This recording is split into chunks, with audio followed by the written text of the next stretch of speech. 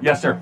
Okay, so I tend to lean liberal on a lot of issues, but specifically on immigration, when I hear about like the Haitians in Ohio, closer, yeah, taking over cities, and the thing about eating people's pets, I don't know if that's true. It is true.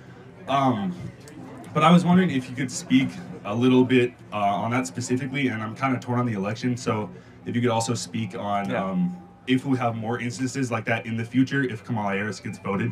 Yeah, it's a great. First of all, thank you for coming up to the mic. And I want to try to win you over as a liberal for Donald Trump. So you're going to give me a chance, okay? I will, sir. All right. Okay. That is a true open mind. So I appreciate that. Number one, we have accepted 5% of the Haitian population in this country in the last couple of years. I have nothing against Haitians. I know some Haitians. We can all agree when you accept 5% of any country's population, in addition to all the other mass migration we have, it's too much, it's unsustainable, and a government must start from this core premise. It must have an obligation to fulfill a better life for its own citizens before it opens its border to non-citizens. It's a very, very basic, fundamental thing. And as I said earlier, everybody in this audience is seeing their future worse off than their parents for the first time since George Washington. That's a big deal. Usually, at least kids are as good, if not better, than their parents, and we have that broken. As far as Donald Trump goes, there are three things I want you to think about when voting for Trump. Number one, home ownership. I imagine you want to own a home sometime in your life, right? Yes, sir. All right. In order to own a home, you would have to make $125,000 a year right now just to be able to get the mortgage. That doesn't count your medical expenses, your student debt expenses, your credit card expenses. When Trump was president, it was $75,000 a year. We were building millions of new homes. Incomes were going up. Why is it that the housing prices have gone up so much? Because Kamala Harris and Joe Biden have spent $6 to $7 trillion of unnecessary federal spending, flooded the zone with these trillions of dollars, which have inflated asset prices. Number two, as a liberal, I imagine you don't like war, right? You don't like endless war. Under Donald Trump, it was the first president in 40 years where we had no new wars. No Iraq war, no Syrian war, no Russian-Ukraine war. Under Joe Biden and Kamala Harris, we have the Russian-Ukrainian war that we've spent $250 billion on. We have the terrible situation in Israel and Gaza. I'm very pro-Israel. We can all agree, though, not a good situation, right? Not favorable. It's just bad. A lot of human suffering, not good to witness.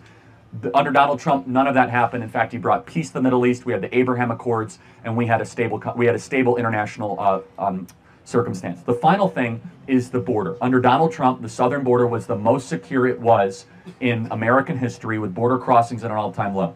Under Kamala Harris, 10 million people have come across the southern border into this country. We have no idea who they are. They're coming into our communities. Crime is increasing. They're eating ducks and geese and cats in Springfield, Ohio. And that's just like a silly example. It's totally true, by the way. Why? Yeah, go ahead. Why? When I looked it up, because the reason I'm asking you is because there's a lot of misinformation. I feel like because when I first heard about your side of the story is what I heard, and then after that, I was hearing that there's no proof of that. So why is that? Well, there is proof. I mean, we have tons of video I could show you of residents saying that my cat was taken by a Haitian yesterday morning and was grilled on an open fire. They won't accept it as a police report in Springfield. I know way too much about Springfield, Ohio police reports right now, but they won't accept it as a police report because it's an animal control problem. It's just, again, you have to just look at the residents. Either they're all lying and they're all in on it, or there's something to this. I'm not asking you to vote for Trump based on, cats being kidnapped and grilled and barbecued. I am saying, though, that it begs a question of, can we sustain 10 million people? I want you guys to understand how many 10 million people is. We have 10 million illegals that have come to the country, which is the population of New Jersey. Okay, that is an unsustainable amount. Under Donald Trump, we had the border secure and it will stay secure. So those three things. We had a great economy under Trump, and it was easier for you guys to own homes. We had no wars, and you guys are closer to World War III than ever before. You guys that are all, by the way, military age, I hope you don't get into World War III because you might be drafted under the current circumstance, and you guys might laugh. But think about who is endorsing Kamala Harris.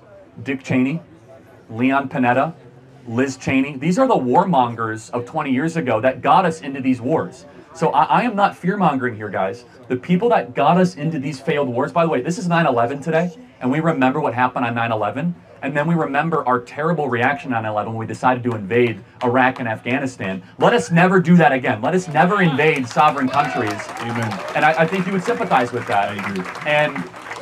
And this is why we're seeing Bobby Kennedy, Elon Musk, Tulsi Gabbard, people that are card-carrying Democrats, vote for Trump and voice support for Trump, because what's happening at the Democrat Party is this very sinister combination. It's a party of censorship, it's a party of war, a party of open borders that is against actual traditional liberal values.